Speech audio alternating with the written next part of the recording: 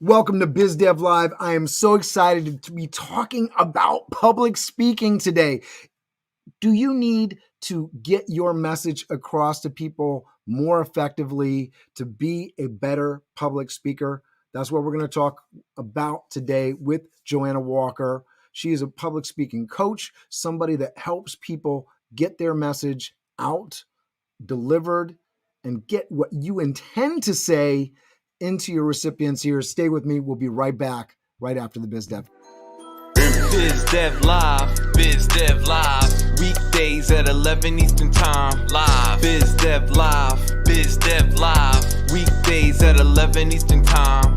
Leadership and motivation, empathy and inspiration, BizDev Live, BizDev Live, business development, not even selling it. BizD with C, brought to you by Cameron T. BizD with C, brought to you by Cameron T. This is business development, not even selling it. This is business development, not even selling it. BizDev Live, BizDev Live, BizDev Live. This is business development, not even selling it.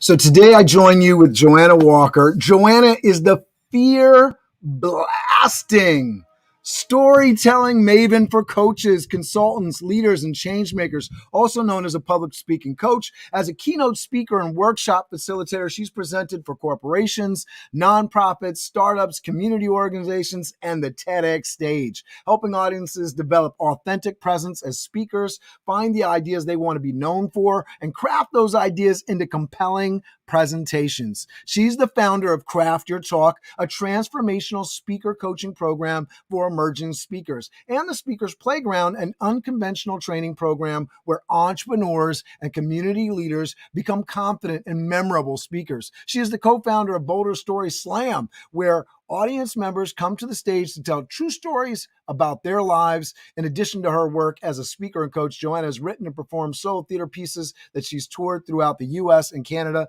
Please welcome to the stage the prolific, the amazing Miss Joanna Walker. Thank you. Thank you, Cameron. Pleasure to have you here. So you've done a lot. You've put a lot together. Really appreciate it. We got Stephanie Gear-Bellafato from my Master Networks networking crew checking in. Good morning, Stephanie. So tell us a little bit how you help people now, and we'll get into the backstory in a moment, but really, really interested. So you got all of these different things. What is it that you do to help people speak better, and what's the problem that you're solving? Yeah, I help them develop the confidence and the skill to get on stage in front of the people they can serve and convey their message so that they get to reach the people that they can best serve. They get to step into thought leadership with confidence. So I think really confidence is the key. You know, a lot of people struggle with like, I don't have anything to say. I'm not smart enough. My story's not good enough. She does it way better. And so the work that I do really helps develop that confidence so people can get on stage and get what they want out of their business and life. Yeah, I know. One of the things that we'll probably hit today is the comparison game, right? Getting away from that, thinking that you have to be somebody else or speak like somebody else, right? I know that's a big deal, and I love that we're already hitting that note. So, talk to me. What did little Joanna Walker want to be when she was growing up? How did you get passionate about public speaking and teaching public speaking and bringing confidence to people? And just shout out to Susan Castelli, who's checking in. Yeah, first it was a teacher. I wanted to be a teacher because that was the only thing I saw was that, especially women, you know, the women around me who were professionals were teachers. So I wanted to be a teacher. Then it was a photographer for National Geographic. I had a camera. I was really quiet. I was comfortable behind the camera. Wanted to go out and travel the world and take photographs. And then I wanted to be a starving artist. Then it was a starving artist. I was actually interviewed in my 8th grade school newspaper And when they asked me what I wanted to be when I grew up, I said a starving artist living in the Swiss Alps. And and it's a real interesting thing that you wanted to be. What was the drive behind being a starving artist? Because I think starving anything is not necessarily wise if somebody would be, but I think it's funny because, in multiple shows, I'm talking with people and you're talking about confidence and how to be financially more successful. We build these negative stories in our head that we have to sort of get out of our own way, right? yeah, And it's yeah, an interesting yeah. piece. So how did you get the starving artist out of your I own way? I think I thought artist went with starving. And for many years as an adult, that was true. I was an artist. I was painting houses. I was doing some carpentry. I had some waitressing jobs, and I was doing creative projects. And I did a lot of awesome things. I worked with adolescent girls and women in jail, and I did a lot of performance work myself. And there was a point when I was teaching a solo performance class where I hung up flyers. It was like $20 a class. And one of my students, who was a high-level consultant for eBay and Google, and she was invited to give a TEDx talk, she asked if I could help her. And I said, sure, I'll see what I can do. And I'd been in theater for years. Helping people create solo performances, doing solo myself. So I'd been on stages, comfortable as a theater artist. But I knew very little about the world of speaking. So when I helped her, I was like, oh, cool, I could do that. And at that point, I had no idea. I was clueless about sales and marketing. I thought I could just say I'm a public speaking coach and I would have a full roster of clients. And I reached out to a colleague of mine who'd had similar theater training, and he sort of scooped me in and helped me with this path of creating a business. And there was a point where he said, now it's time for you to go and get some speaking gigs. And I was like, wait, what are you talking about? No, I'm not a speaker. I can help people speak, but I'm not a speaker myself. I don't have anything to say. And I love that. I love that piece of it, because I often will say, let me work with somebody who's actually somebody who's doing it. So you had early on somebody pushing you to sort of do that piece of it, because I know for me, it's like, I don't want to work with an accountant that doesn't do their own books, or at least doesn't, do the majority of their work. I don't want to work with somebody who's a coach, an athlete kind of guy that isn't in good shape. I'm not saying that they can't do a great job, but for me, it's not convincing if I'm working with somebody that doesn't embody what they're trying to teach, right? So big deal. Exactly. Yeah. And I really thought I could be a public speaking coach without ever getting on stage and speaking. I quickly unlearned that. I quickly learned that I was highly mistaken. I just want to shout out Estelle. Boy, I was just checking in. This is great, awesome talk. So we got some interested folks here. So talk to us. So what was it like, getting over this, and what was that first experience of getting on stage and actually putting some of your principles to work?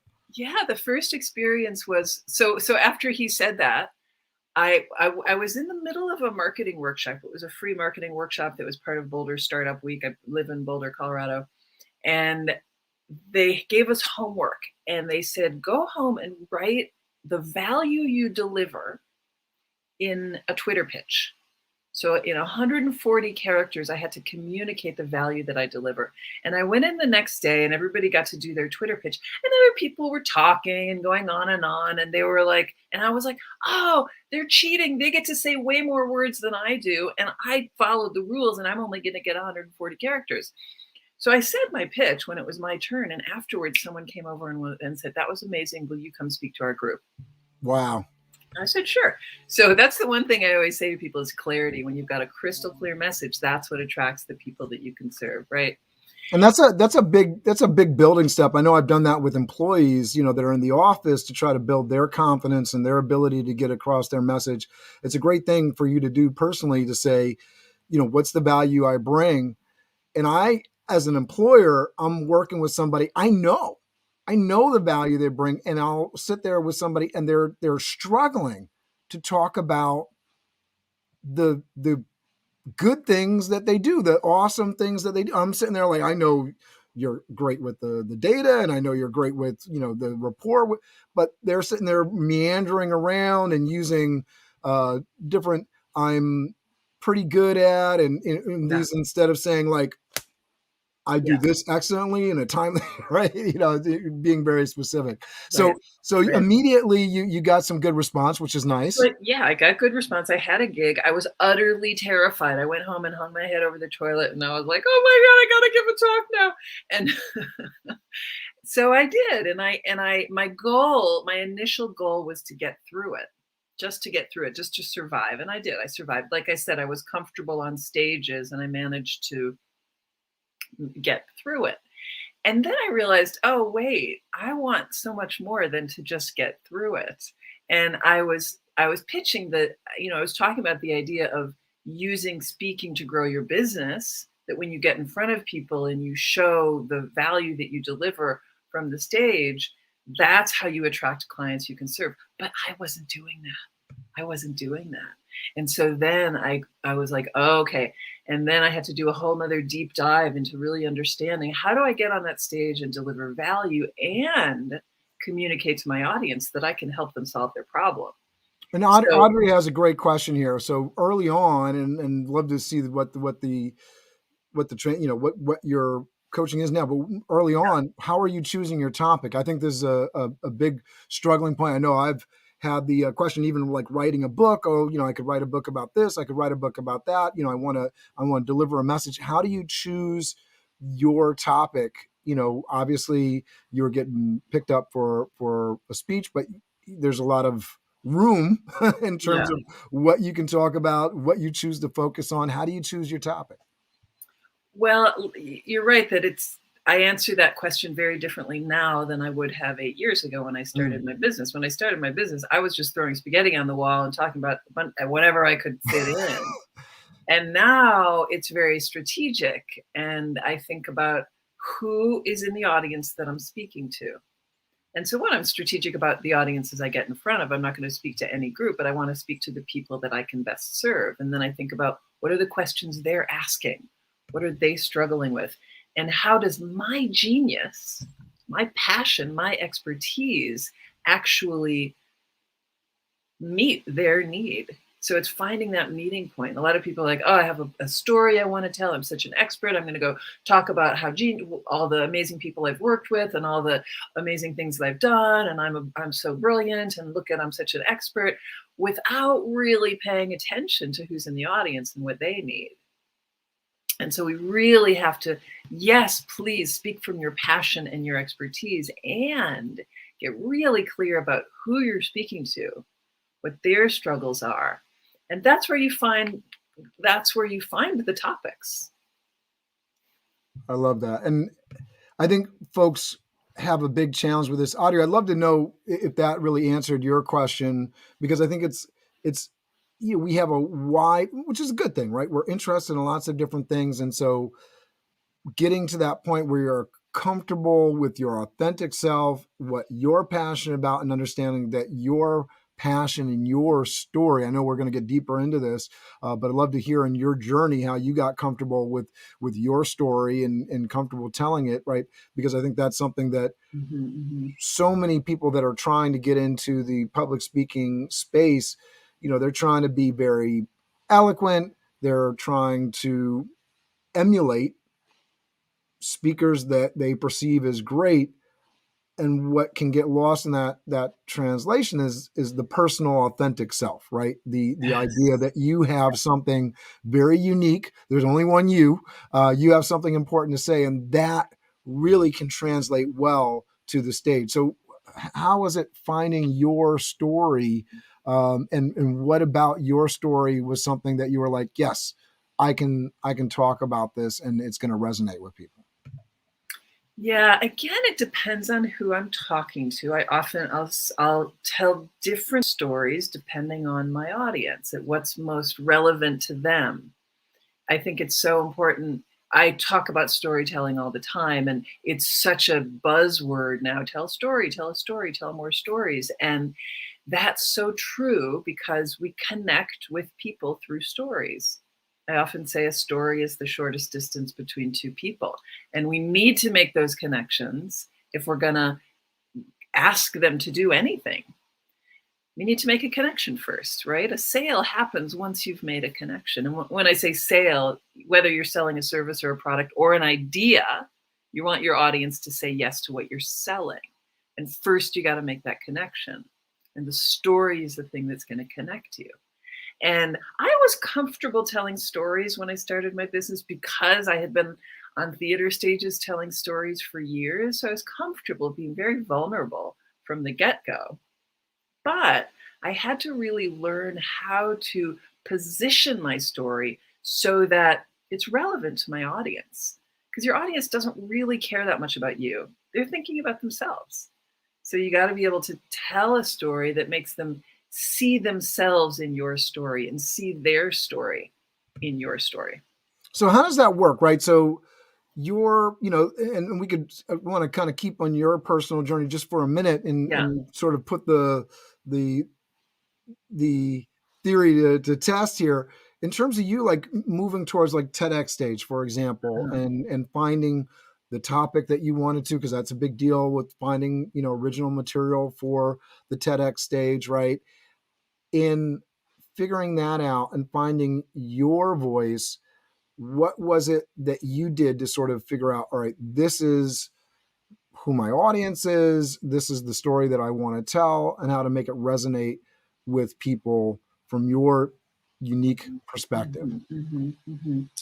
Yeah, I think in my program, I teach a program, Craft Your Talk, that helps people design the talk that really speaks from their heart and to their audience. And we do a big dig. We start with what I call a dig, and we cast the net wide, and it's really digging into all the stories that have made you you, and all the moments on your path. Sometimes our mind goes to, this is my story, and I have one story, period. That's the story that I tell. But actually, there's a treasure chest of stories. So I like to dig through all those stories, and it's kind of like digging for gold. You're chipping away at the rock, and then where do you hear the cling? Where do you hear the cling that really resonates and that kind of rises to the surface?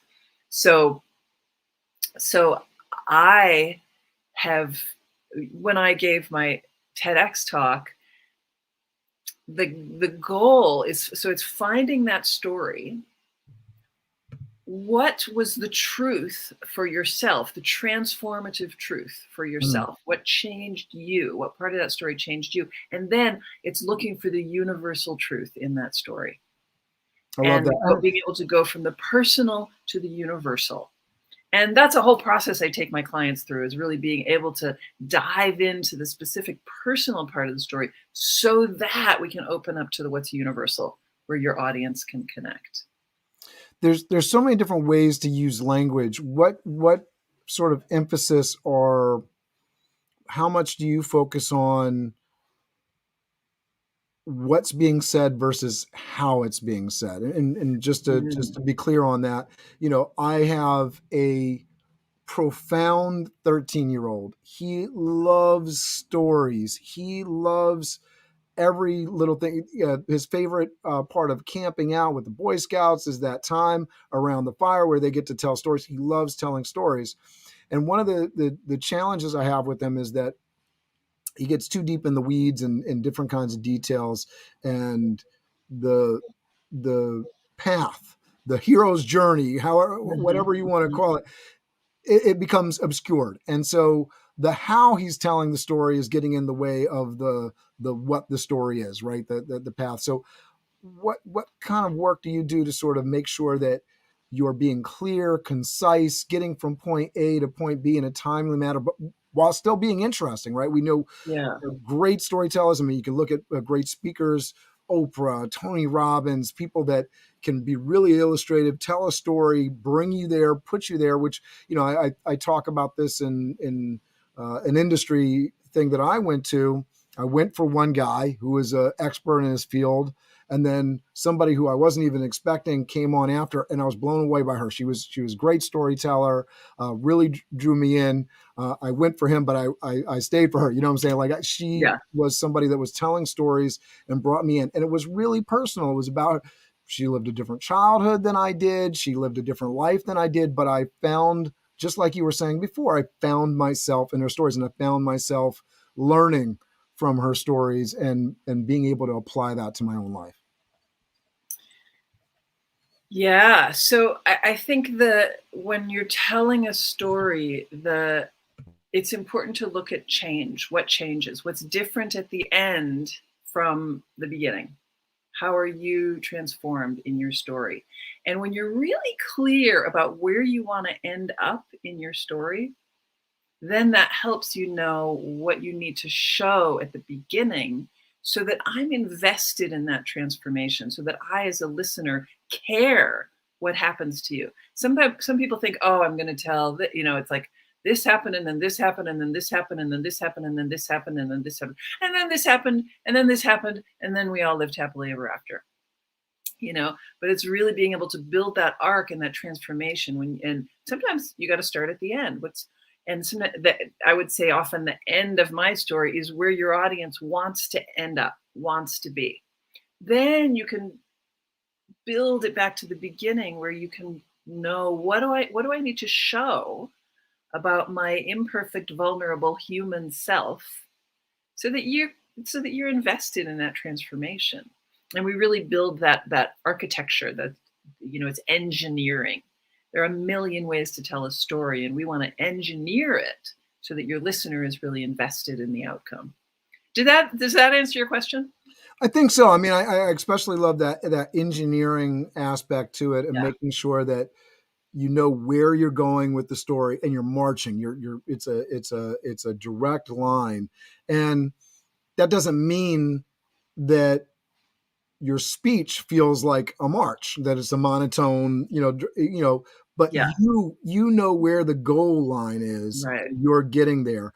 Right. It could be creative. I love TV shows that sort of start at the end, right? For example, and they don't do a linear story, but it's captivating, right? You're in it, right? You know what's going to happen. And now they're breaking it down and telling you the story. Speakers do the same thing. There's lots of different tools that you can use, and just finding that way that's comfortable for you. I think it's a beautiful thing. And I love this topic because it's one of those things that so many people are afraid of, public speaking, and whatever industry, wherever you're going, being able to speak at the water cooler, in the boardroom, on the stage, right? These are all really, really key, vital skills that are going to add to your ability to get things done, build teams, build community, get it up. Audrey says the end of a story can be someone else's beginning. I love that. Mm-hmm.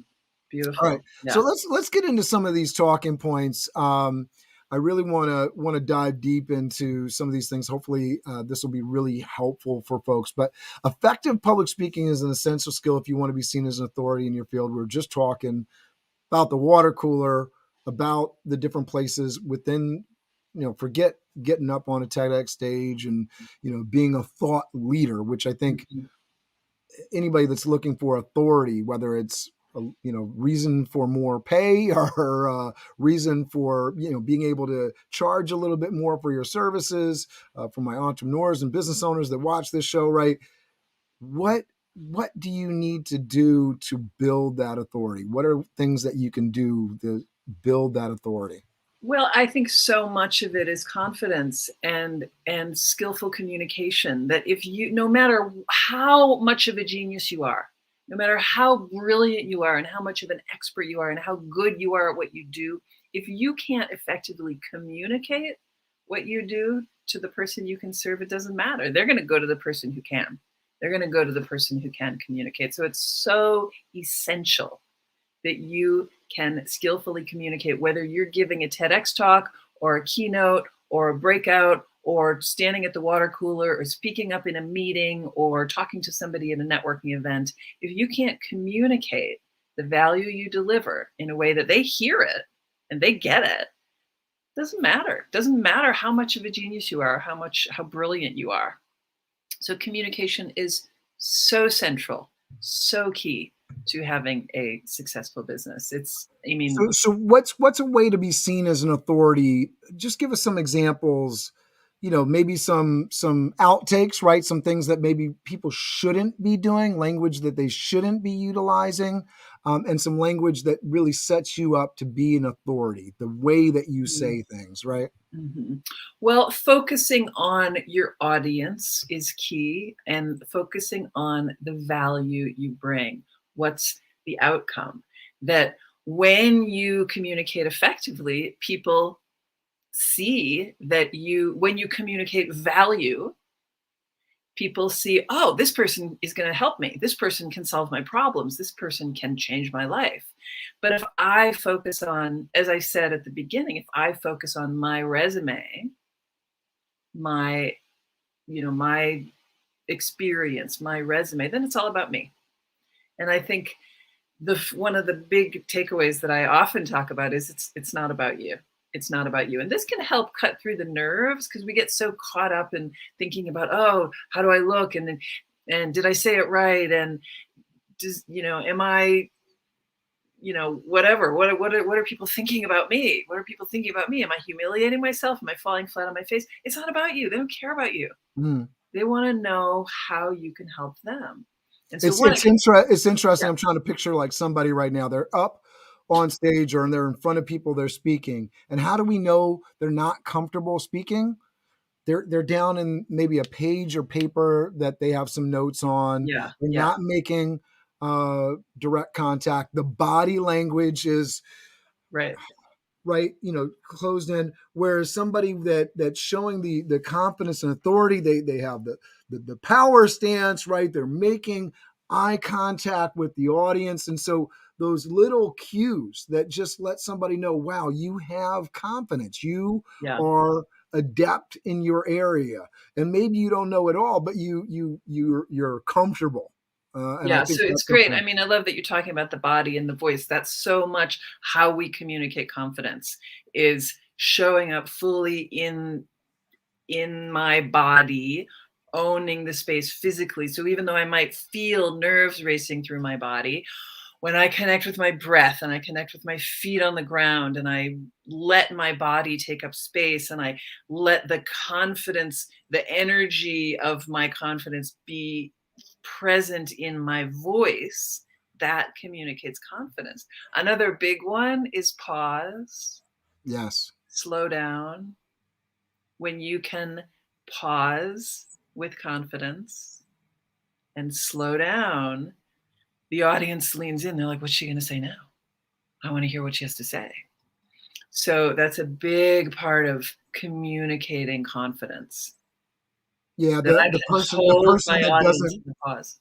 the person that doesn't let air in between their words, Yeah. it seems Yeah. like they're nervous. You Right. get the Wolf Blitzer kind of rush of words at you, which it doesn't make for me, at least, for fun listening.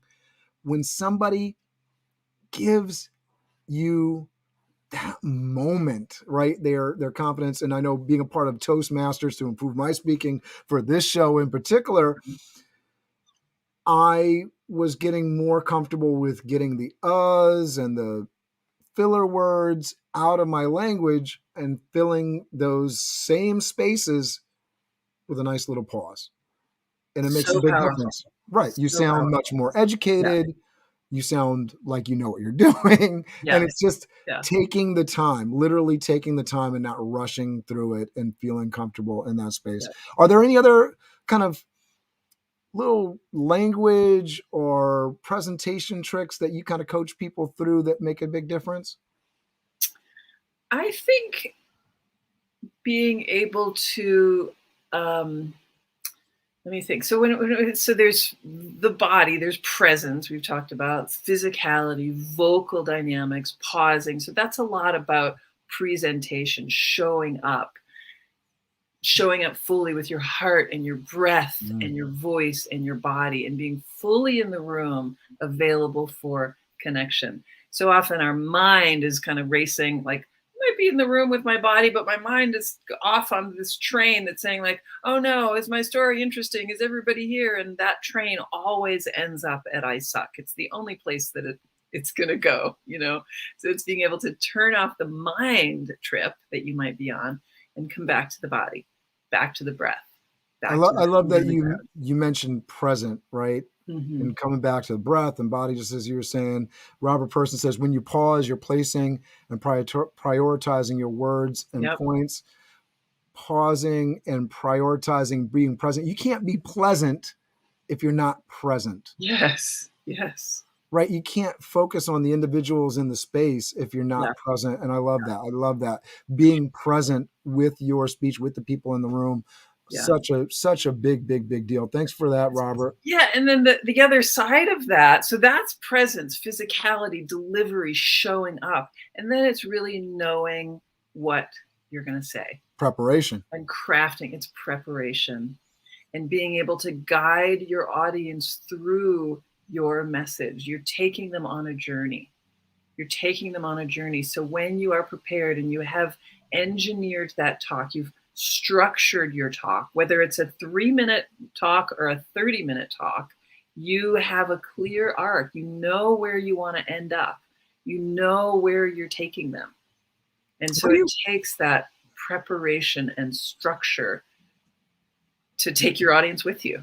What do you recommend for preparation time? Because I think we've all been in that meeting that we know the person that was leading it didn't spend 5 seconds preparing for this meeting because they're looking through their notes just to even find out what they're talking about, right? What do you recommend for preparation times for different things? If you're getting up for a speech, how long should somebody be setting and time blocking on their calendar to prepare for that versus, a group meeting that you're putting on and you want to come across confidently, you want to come across as an authority, you want to know what you're talking about.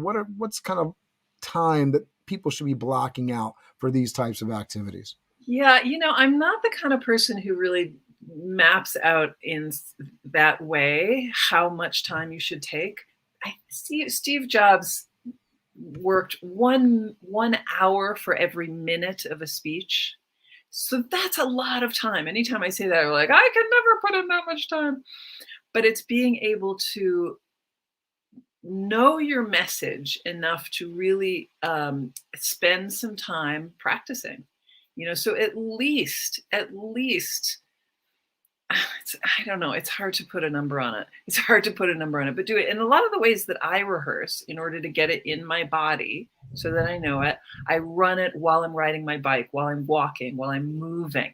That way it really gets in my bones. I'm comfortable with it. And I think it's important also that when you rehearse one talk, you're rehearsing for lots of different things. Maybe I'm giving a presentation, a 30-minute presentation is coming up. If I really get that in my bones, that content, that message is in my bones, then when I'm speaking in a meeting and I have 5 minutes to share something, that translates.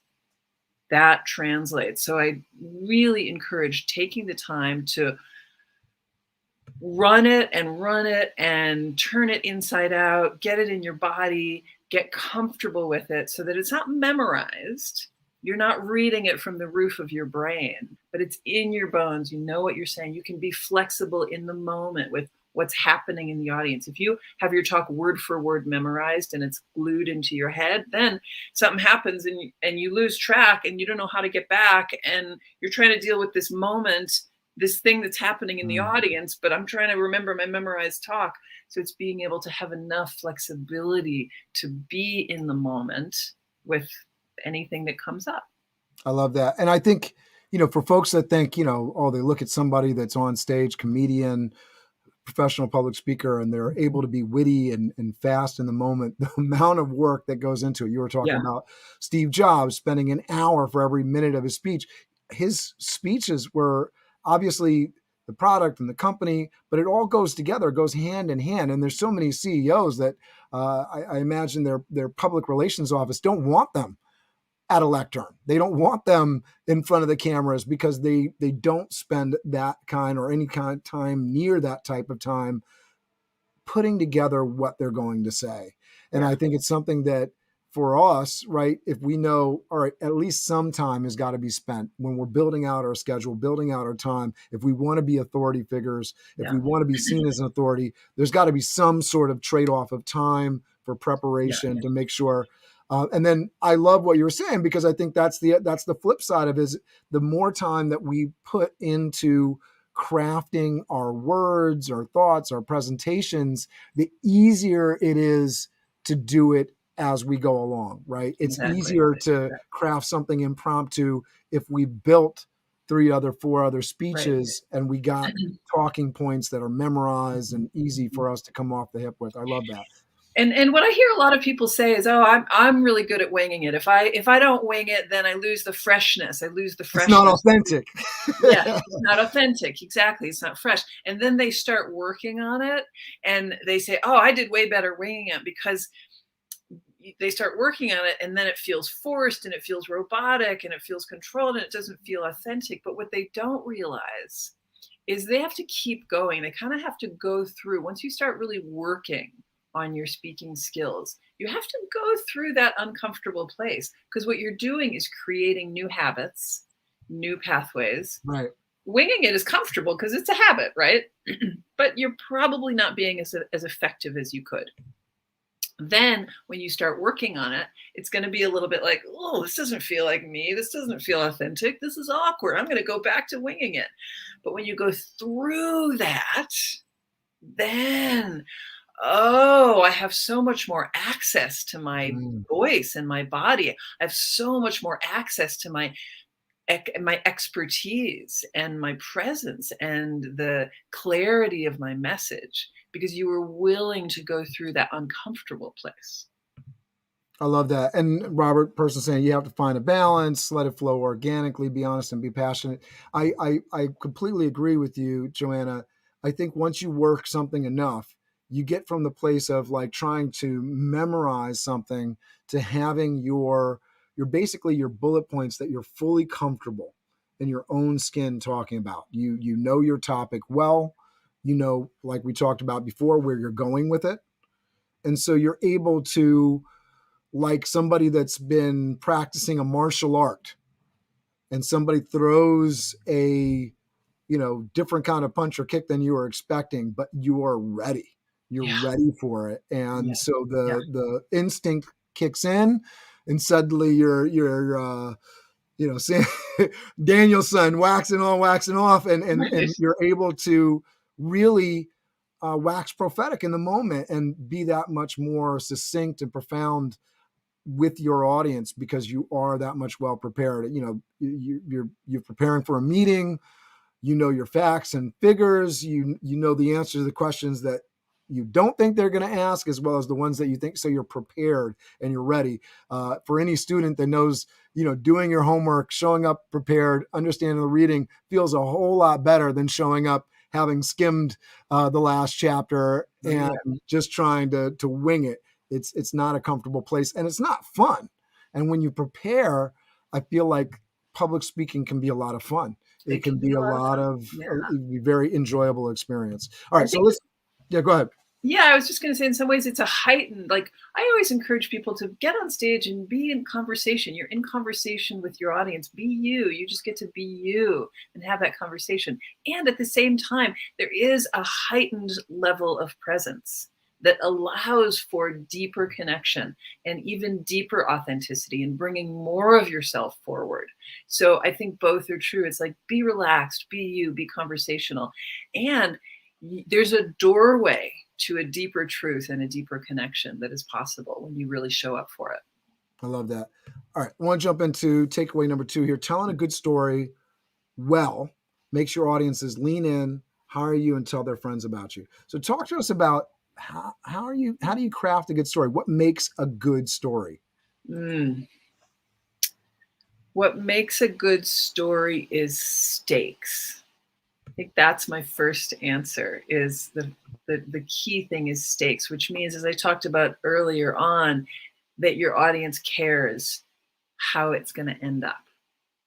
A good story is about somebody who wants something that they may or may not get, or has something that they're at risk of losing. And that's how you build stakes. Show me, I don't know how this is going to end up. I host a story slam in Boulder where people tell stories related to a theme. It's true stories, 5-minute stories. People from the audience tell a story related to a theme for the night. And then the audience votes on the best story. And those stories, like for that kind of story, it's purely about entertainment. It's purely so that we can connect and hear one another tell stories. And to build the stakes, it's like, how is this story going to end up? That's what makes me lean in. And it's true for us as speakers. We need to make those stories. You're not just telling it for the sake of a story, but you want to connect the story to your bigger message. So when you can show me the reason you're telling the story, I think some people get caught in like, oh, they told me to tell some stories, so I'm just going to tell a bunch of stories. And then they tell story just for the sake of a story, but it's not really that relevant. So when you can tell the story that points directly to your big message, to the big idea you're trying to convey, then I care more about the story. So those are a couple of things. Stakes and relevance are really important. Stakes and relevance. Yeah, I just said, Joanna Walker says, stakes make a good story. Are you invested as a listener, right? So immediately,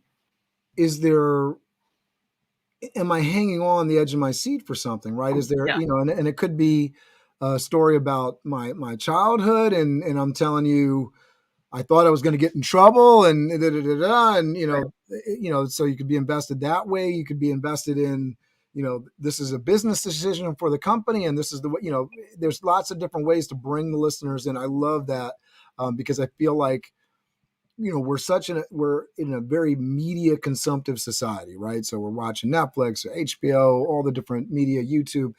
And I've been talking about this from the meetings and events side. Don't bring a one-to-many speaker on the stage that I could see on YouTube. And what I mean by that is, we're doing something in person. There should be this engagement, this personal engagement that makes it a little bit different. And I think stakes, that's what it's about, right? Am I personally invested in this because this is meaningful to me? So especially when you're in person, if you're telling a story, are you incorporating your audience into it? Did you think about your audience? Are you in a completely different industry and telling a story about something that completely doesn't apply, right? Are you investing those people that are listening to you? I love that. I love that, the stakes piece of it. So going back to, telling a good story well, what are the elements of good story? I mean, one thing that sort of comes out in my mind is like the hero's journey. That's a big popular one, whether it's movies, but it works in speeches as well. What should people be trying to do when they are crafting a story to tell to an audience? As I said, it's got to be relevant to your big idea. Also, vulnerable, personal. How your story and the stories you tell are actually what sets you apart. That, not that many people have that many new ideas out there, right? A lot of people are saying pretty much the same thing, but it's the story that you tell. It's how you got to that big idea that's what sets you apart.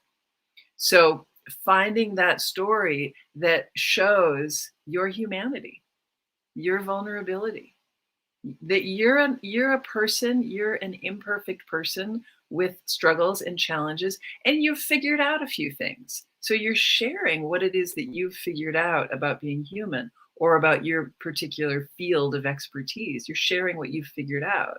You're sharing your struggles and your challenges, not if you're still in the middle of a challenge and you still like cry every time you talk about it and you haven't found the treasure yet, that story needs to stay in your therapy office. It's not ready. I love that. So it's like, share the challenge and the vulnerability. And, I tell a story about when I started my business, I was invited to give a talk the conference was called Edge Walkers. So it was a talk about how I walk the edge. And I decided to tell a very vulnerable story. And that morning I was terrified. The morning of the conference, I was terrified, and I was Why? because it was just too vulnerable. And I was like, Johanna, why do you have to put yourself through this? Why do you have to put yourself through this? You don't have to do it. You don't have to go up there and tell a vulnerable story. It was a very personal journey I was sharing. And I was trying to come up with excuses. I was like, well, I'll just tell them my car broke down and I'm stuck in Denver. I'm not going to be able to make it. I'm sick, something. I was thinking of excuses that I could make. And I went. I didn't cancel. I went to the event, and backstage, I'm doing the practices that I work with my clients on, just like breath and voice and presence and mindset and all the practices I'm doing. 5 minutes before I was supposed to walk on stage, I'm still considering running the other way. Right. I'm still considering it. But what got me on stage was thinking of the one person in the audience who needed to hear my talk that day. That if there was just one person who was going to benefit from my message, I was going to do it for her. I was going to do it for her. And I got on stage and I gave my talk, and there was more than one person in the audience who needed to hear my talk that day. And since then, my talk has been online and many, many people have heard it. So I tell that story to show I get it. I get the terror. I know what it is like. I know what it feels like to want to run the other way, and to get past it and to go anyway, and to remember it's not about me. It's about the person in the audience who's going to be impacted by my message. I was able to step over the fear and all the stories I was running in my head and give my talk as a gift. Give it, trusting that there was going to be one person who would be impacted by it. So it's and I love this because you're talking about something that is really difficult for a lot. Speaking up, that could be telling your own story, your own personal experience where you feel people may be judging you, maybe may think of you in a negative light, whether that's, hogwash or not, right? There's the threat, the danger in your mind that people are going to consider you. I know I was on a Zoom call, which, Zoom call, a little bit less at stake. You're not there in person. Nobody can throw something at you or hit you, right? But still, on a Zoom call with people that I admire, respect. And I remember speaking up on something that I felt passionate. I was shaking, just shaking, literally shaking after I'd finished speaking because of it took so much to say. And I'm pretty good at speaking, especially online, doing this sort of thing. Speaking in person can be a little bit more intimidating, get the stress levels up, certainly blood pressure and anxiety. It really can be a physical thing with putting yourself out there. And I love what you're talking about. That was the reason I did it that day, because I wasn't the only person on the call. I was like, what are we here for? Right. Wanted to stand up, not only for myself, but for others in the room. And so making a difference and making an impact is an incredible driver. And it's a great lead into our third takeaway here. Your fear of public speaking is your battery pack when you learn how to use it rather than let it use you. So talk to me about that. What do you mean by that? Well, I think that fear is information. It's a doorway. It's a doorway to your greatest treasure. Most of the time, it's your body telling you there's something important here. There's something important that needs to be communicated. There's something important that you want, that saying this thing is going to get you the thing that you want. I think fear is a doorway to the thing that you want. It's a doorway to connection. It's a doorway to power. It's energy. Fear is energy. It's vibration. Your voice is vibration. Your voice is your expression of your human truth. And so when you can use the energy and the vibration of the fear to actually power your voice, then your fear can serve you in communicating your human truth. So talk to us a little bit about that, because that can be a little bit of what do you mean by vibration? How is that? How do you actually what does that actually feel like, look like as Yeah, you're? well, yeah, that's a great question. So one of the programs I do is Speakers Playground, and it's a lot about getting comfortable, confident. It's a lot about delivery, not so much content, just about delivery, confidence, comfort. And we do a lot of work with the voice and the breath, and actually feeling the physicality of your voice vibrates through your whole body, not just here. We often think of our voice as like, it's right here, it's my mouth and my vocal cords, this is my voice. But my voice actually moves and vibrates through my whole body.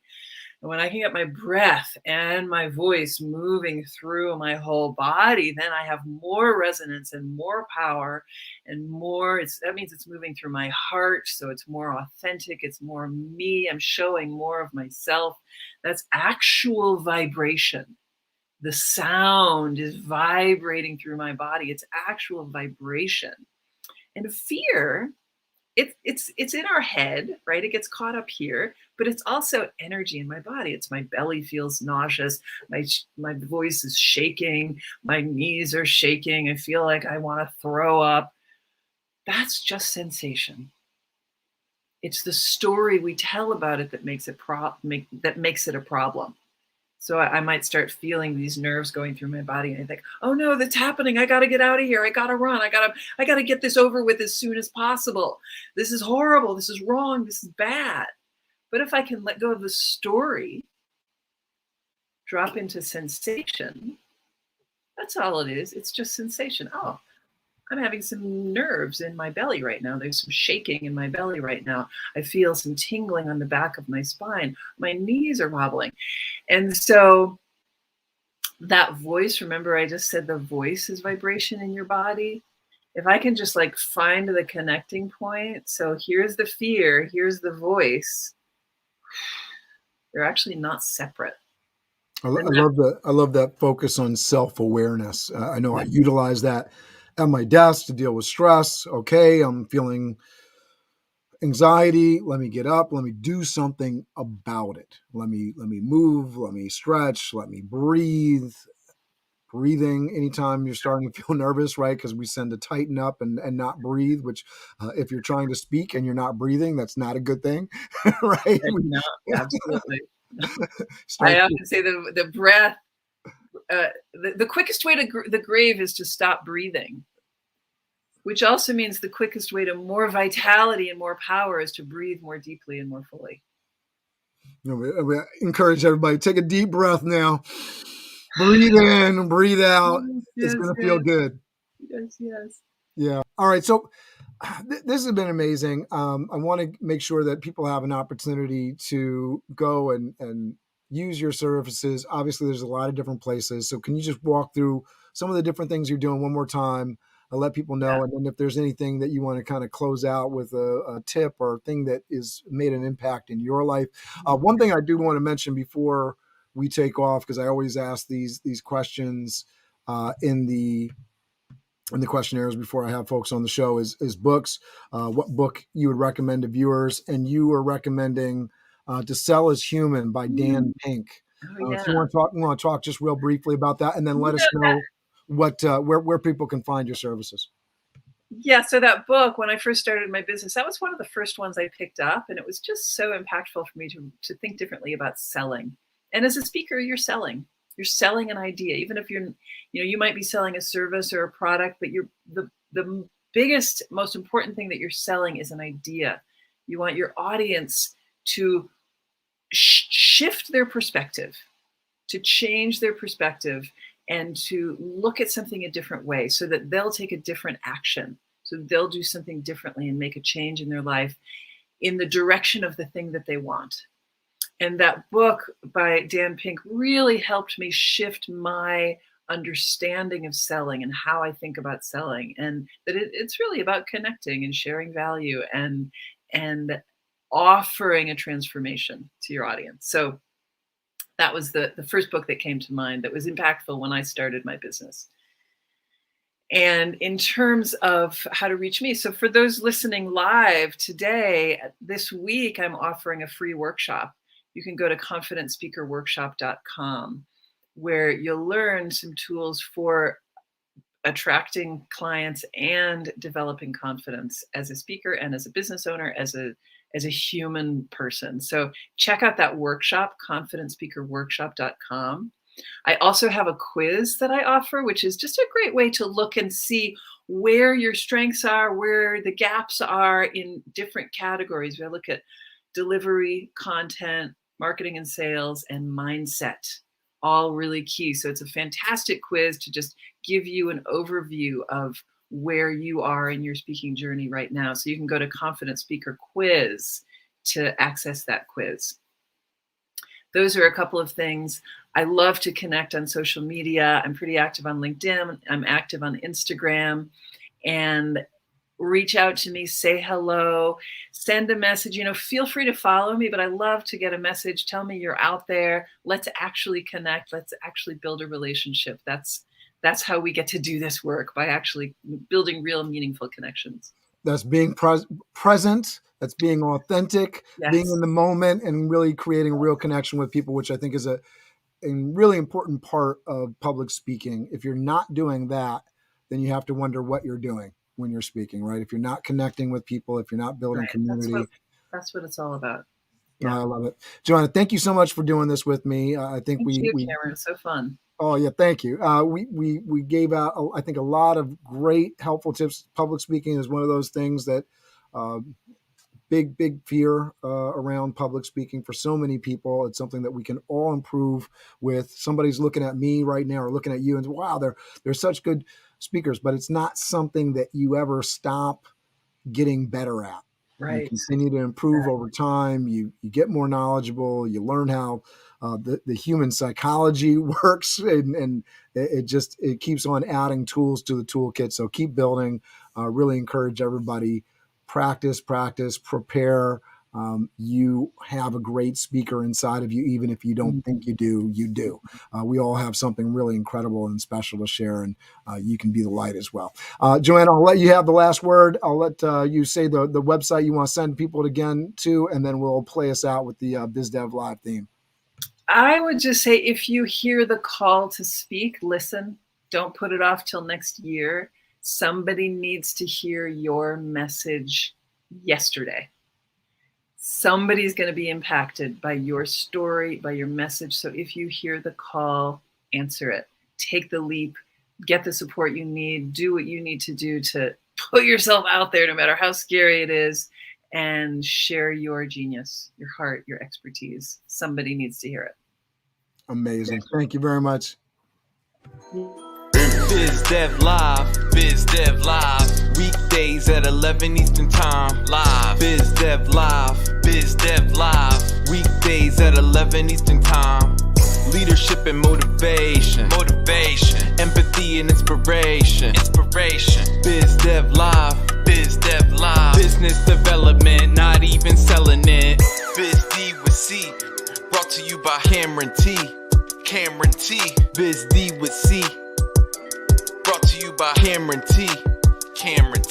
This is business development, not even selling it. This is business development, not even selling it. BizDev Live. BizDev Live.